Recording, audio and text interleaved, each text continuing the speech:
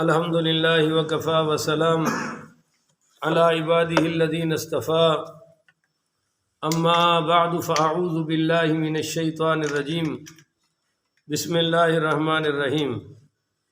معزز سامعین، آج 5 اپریل بروز بدھ 2023 بعد نماز فجر 14واں روزہ 14واں درس ہے انشاءاللہ۔ اور آج کی نشست میں کل بھی سیدنا معاذ بن جبل رضی اللہ تعالی عنہ کی ایک روایت میں نے بیان کی تھی۔ آج انہی کا ایک چھوٹا سا قصہ ہے اور 2-3 اس میں باتیں ہیں، پر ہیں بڑی کمال کی۔ ارادہ فرما لیں کہ اللہ تعالی ہم سب کو عمل کی توفیق عطا فرمائے۔ عن عمر بن الخطاب انہ خرج یوما الی مسجد رسول اللہ صلی اللہ علیہ وآلہ وسلم۔ حضرت عمر بن الخطاب رضی اللہ تعالی عنہ ایک دن نکلے مسجد نبوی کی طرف، یعنی حضور پاک صلی اللہ علیہ وآلہ وسلم کی طرف۔ اس وقت آپ کو پتہ ہے جو حاجی صاحبان تشریف فرما ہیں، معتمرین جو عمرہ کرنے والے بیٹھے ہوئے ہیں، ان کو پتہ ہے کہ اس وقت محراب نبوی اور سرکار کا روزہ برابر تھا، یعنی یہ محراب ہے اور یہ سرکار کا روزہ ہے، اور وہ محراب حضور والا اب بھی قائم ہے پیچھے۔ اب چونکہ مسجد آگے بن گئی ہے تو نیا محراب آگے چلا گیا، اور اس وقت سرکار کے روزہ پاک پر یہ حفاظت کا مسئلہ وہ نظر آتی تھی۔ آپ کا روزہ پاک اندر سے، باہر اما عائشہ کا حجرہ تھا چھوٹا سا، کوئی تالا والا یا لاک واک کا چکر اس وقت نہیں تھا، میں اس وقت کی بات کر رہا ہوں۔ ایک دن حضرت عمر پاک نکلے، فوجد معاذ بن جبل قاعدا عند قبر النبی صلی اللہ علیہ وسلم یبکی۔ دیکھا حضرت عمر پاک رضی اللہ تعالیٰ عنہ نے کہ حضرت معاذ بن جبل رضی اللہ تعالیٰ عنہ سرکار کی قبر مبارک کے پاس، یعنی روضہ پاک پر بیٹھ کر زارو قطار رو رہے ہیں، زارو قطار۔ تو فقال، حضرت عمر پاک رضی اللہ تعالیٰ عنہ نے فرمایا، ما یبکی کا، بھائی آپ کیوں رو رہے ہیں، آپ کو کس چیز نے رلا دیا؟ تو قال، سیدنا معاذ بن جبل رضی اللہ تعالیٰ عنہ نے عرض کی کہ یبکینی شیئن، مجھے ایک چیز نے رلا دیا ہے کہ سمیتہ من رسول اللہ صلی اللہ علیہ وسلم، میں نے حضور پاک صلی اللہ علیہ وآلہ وسلم سے سنا تھا، یقول، آپ نے فرمایا، ان یسیر الریاء شرک، کہ تھوڑا سا ریا بھی شرک ہے۔ بولو جی، تھوڑا سا ریا بھی، ریاکاری سمجھتے ہیں آپ کہ بندہ عمل تو نیک کرتا ہے مگر دکھلاوا لوگوں کا کرتا ہے۔ بولو جی، دکھلاوا۔ آپ یقین کریں، میں 3 دن ہو گئے، میں نے الحمدللہ قرآن پاک کی مکمل تلاوت کر لی، ایک قرآن پاک ختم ہو گیا۔ ٹارگٹ یہ تھا کہ اس دفعہ ایک قرآن پاک مکمل کر کے بعد میں اپنا دینی مطالعہ شروع کر دوں گا، جو میں کتب احادیث، کتب فقہ کا کر رہا ہوں، کتب سیرت کا، مختلف چیزوں کا مطالعہ۔ میں نے کہا جب تک ایک تلاوت نہیں ہوگی میں مطالعہ نہیں کروں گا۔ اب یہ تھا کہ میں بتاؤں آپ کو یا نہ بتاؤں کہ بھئی میری تلاوت قرآن ختم ہو گئی ہے۔ اس پر 3 دن میں نے وقفہ کیا۔ کراچی کے ایک بہت بڑے مفتی صاحب ہیں، میں نے ان کو فون کیا، میں نے کہا حضرت میں نے تلاوت قرآن ختم کیا ہے، کیا میں بتا دوں ساتھیوں کو؟ بتا سکتا ہوں، کہیں ریاکاری تو نہیں ہو جائے گی کہ کیا تو اللہ کے لیے، لوگوں کو بتا رہا ہوں۔ انہوں نے فرمایا نہیں، تم مبلغ ہو، بتا سکتے ہو تاکہ لوگوں کو شوق آئے، اور بتا سکتے ہو کہ تلاوت قرآن پر دعا ختم ہوتی ہے، جس نے دعا کرانی ہوگی وہ تم سے کہہ دے گا۔ تو ابھی میری 2 صورتیں باقی میں نے 3 دن سے چھوڑی ہوئی ہیں، آخری کہ وہ ختم کر کے ایک لمبی دعا کروں گا، کیونکہ ختم قرآن پر جو دعا مانگی جائے اللہ قبول فرما لیتا ہے۔ تو آج آپ کو یہ اس نیت سے بتا رہا ہوں کہ آپ بھی تلاوت کریں، اور باقی تسبیحات بند ہو کر صرف تلاوت قرآن ہو جائے، اللہ کی قسم یہ سب سے بڑا ذکر ہے۔ باقی سب چھوڑنی پڑے کوئی مسئلہ نہیں، کیونکہ ہر ذکر قرآن میں ہے۔ بہت بڑے بڑے علماء نے اپنے مریدین کو دیکھتے تھے نا کہ وہ زیادہ تلاوت کرتے ہیں تو وہ کہتے تھے بس بھائی باقی وظیفے بند کر دو، تلاوت والا وظیفہ جاری رکھو، اس سے بڑا کوئی وظیفہ۔ اور حدیث ہے، میرے آقا نے فرمایا کہ اللہ تعالیٰ نے فرمایا ہے کہ اللہ تعالیٰ مانگنے والوں کو بھی، مانگنے والوں سے بھی بن مانگے تلاوت کرنے والوں کو افضل اور اعلیٰ چیزیں عطا فرما دیتا ہے، بن مانگے جو تلاوت میں لگا ہوا ہے۔ تو آپ تلاوت کا ٹارگٹ زیادہ کریں گے انشاءاللہ، اللہ قبول فرمائے۔ تو کہا جی تھوڑا سا ریا بھی حضور نے فرمایا شرک ہے، تو میں اس وجہ سے رو رہا ہوں کہ کہیں میں نے کوئی عمل دکھلاوے کے لیے تو نہیں کر دیا، میرے عمل میں ریا تو نہیں آ گئی۔ اس لیے آقا نے فرمایا جو دائیں ہاتھ سے دے اور بائیں کو پتہ نہ چلے، تو اس عمل کی وجہ سے اللہ قیامت والے دن عرش کے سائے تھلے کھڑا کرے گا۔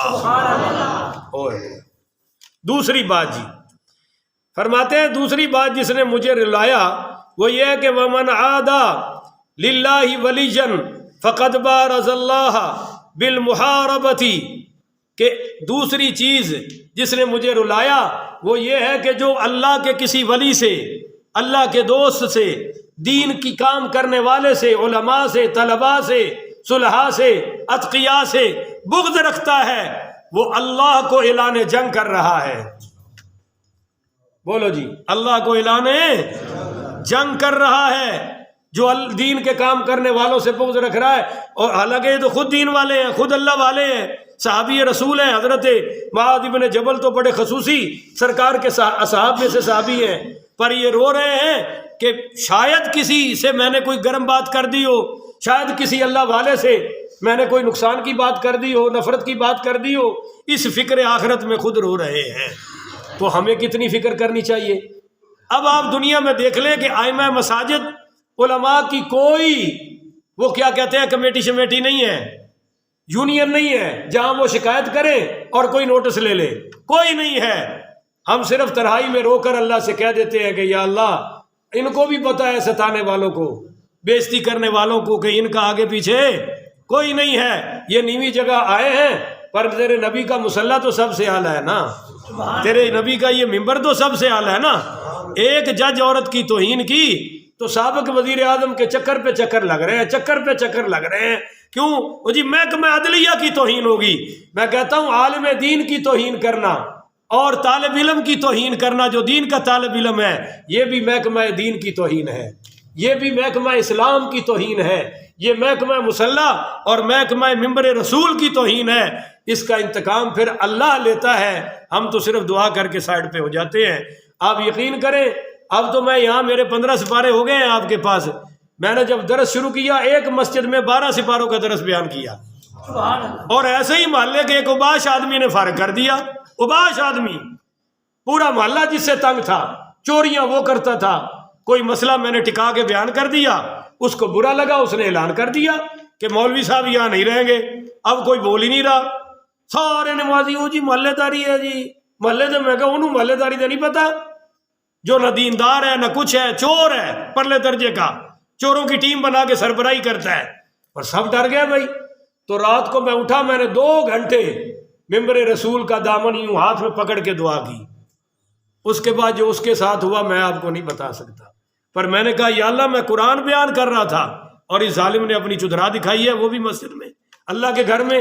اس لیے قرآن کہتا ہے جب تم مسجد میں آؤ تو اللہ سے ڈر جاؤ۔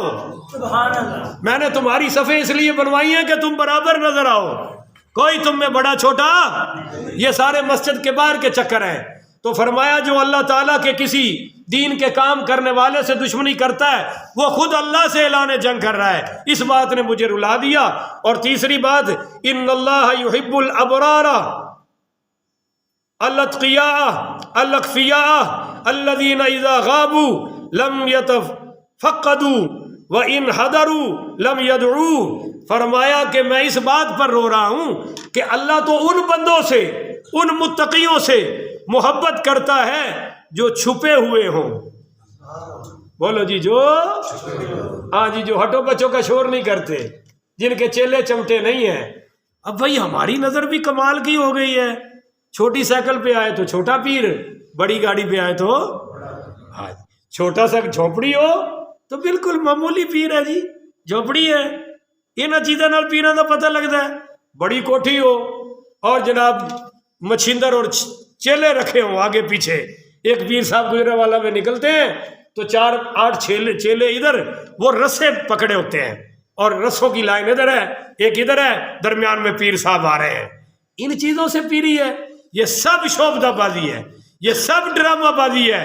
پیر وہ ہے جس کو دیکھو خدا یاد آئے, جس کے ساتھ بیٹھو چلو تو مصطفیٰ یاد آئے. چہروں پر شریعت نہیں ہے اور ان کے معاملات میں نبی کی سنت نہیں ہے. آ گیا جی اٹھ کے پیران طریقت, رہبران شریعت. ان للہ و انا الیہ راجعون. فرمایا میں اس وجہ سے رو رہا ہوں کہ اللہ تو ان متقیوں سے پیار کرتا ہے اذا غابوا, اگر وہ غائب ہو جائیں تو لم یتفقدوا, کوئی ان کو تلاش ہے. بھائی تھوڑا سا تو بولو, نہیں کر سکتا. صبح صبح بولو سحری ہضم ہو جائے گی کہ کوئی ان کو تلاش ہے, وہ نہیں ہے تو کسی کو کوئی فکر نہیں, چلے گئے چلے گئے. اور آگے سنو, وَإِنْ حَضَرُوا, اگر وہ آ جائیں تو لم يدعوا, کوئی ان کو بلاتا. آپ بڑے پیروں کو تو ٹائم لے رہے ہوتے ہیں, حضرت حضرت ادھر ادھر, تھوڑا سا ادھر بھی آ جائیں, تھوڑا سا ادھر. پر اس غریب کو کوئی بلاتا نہیں ہے. وَلَمْ يُقَرَّبُوا, کوئی اس کو قریب نہیں کرتا. پر قلوبہم مصابیح الہدیٰ, مگر ان کے دل ہدایت کے چراغ ہیں.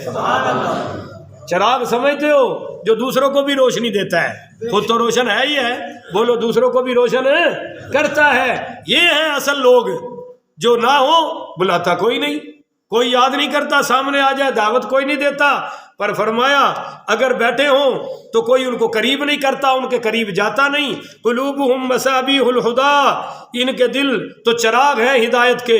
یخرجون من کل غبراء مظلمۃ, جتنے بھی اندھیرے آ جائیں, جتنے بھی فتنے آ جائیں, یہ لوگ بچ کے نکل جاتے ہیں, کیونکہ یہ صراط مستقیم والے ہیں. ان کو دنیا کے ہٹو بچوں کے شور کا فکر ہے, ان کو دنیا کے پروٹوکول کا فکر ہے نہیں ہے. اللہ اکبر کبیرہ. بس بھائی ٹھیک ہے. ان باتوں نے معاذ بن جبل نے فرمایا کہ مجھے رلا دیا ہے کہ پتہ نہیں میں ان ہدایت والوں میں ہوں کہ نہیں ہوں. تو ہمیں بھی فکر تھوڑی بہت ہونی چاہیے, نہیں ہونی چاہیے؟ یہ صفتیں ہم اپنے اندر بھی پیدا کریں. کسی دین کے کام کرنے والے سے بغض نہ ہو, نفرت نہ ہو, اس کی غلطیاں نوٹ کرنی ہمارا کام. اس کے کندھے پر بھی بائیں کندھے پر فرشتہ ہے, وہ لکھ رہا ہے, اللہ حساب لے لے گا. مولویوں کے فرشتے نہ بنو, ائمہ مساجد کے فرشتے نہ بنو, قراء کے اور حفاظ کے فرشتے مت بنو. اور پھر یہ فرشتہ جو اللہ کا ہے, بولو بھئی یہ کسی کو بتاتا. اور ادھر جو ہمارے پیچھے فرشتے لگے ہوئے ہیں محلے والے, محلے سے مراد اس محلے کے نہیں, پوری دنیا کی بات کر رہا ہوں, یہ ماشاءاللہ گھر گھر بتائیں گے, کنڈی کھٹکا کھٹکا کے بتائیں گے, مولوی نے یہ کر دیا, مولوی نے وہ کر دیا. اسی کہنا ہے بھئی ساڈا سارا حساب تے تسی لئی کھڑے ہو, شاید اللہ جاندے ہی کبھی لنگ جاؤ, تہاڈا کی لینا ہے, تہاڈا تے محلے دارا نہیں بڑا حساب لے لے ہیں, تسی ٹھیک ہو. اللہ تعالیٰ سانو سارے نو ایک دوسرے دے عیب چھپان دی توفیق عطا فرمائے. دیکھو نا میرے نبی کریم تو بڑا ایماندار تے کوئی ہو نہیں نہ سکتا, بولتے نہیں ہو, سرکار نے ہی تو ایمان سانو بیان فرمایا ہے, سانو سکھایا ہے. او فرما رہے نے من ستر مسلمن, جو مسلمان کے عیبوں پہ پردہ ڈال دے. کس پہ پردہ ڈالے؟ خوبیوں پہ نہیں, عیبوں پہ.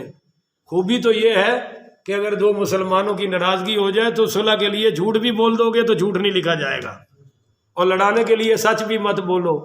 من ستر مسلمن, مسلمان کے عیبوں پہ پردہ ڈال دو, سترہ اللہ فی الیوم الآخر, اللہ قیامت والے دن تیرے عیبوں پہ پردے ڈال دے. یہ سودا ہے جی اللہ سے. اللہ مجھے اور آپ کو ایسا کرنے کی توفیق عطا فرمائے. آخر ودعوانا ان الحمدللہ رب العالمین.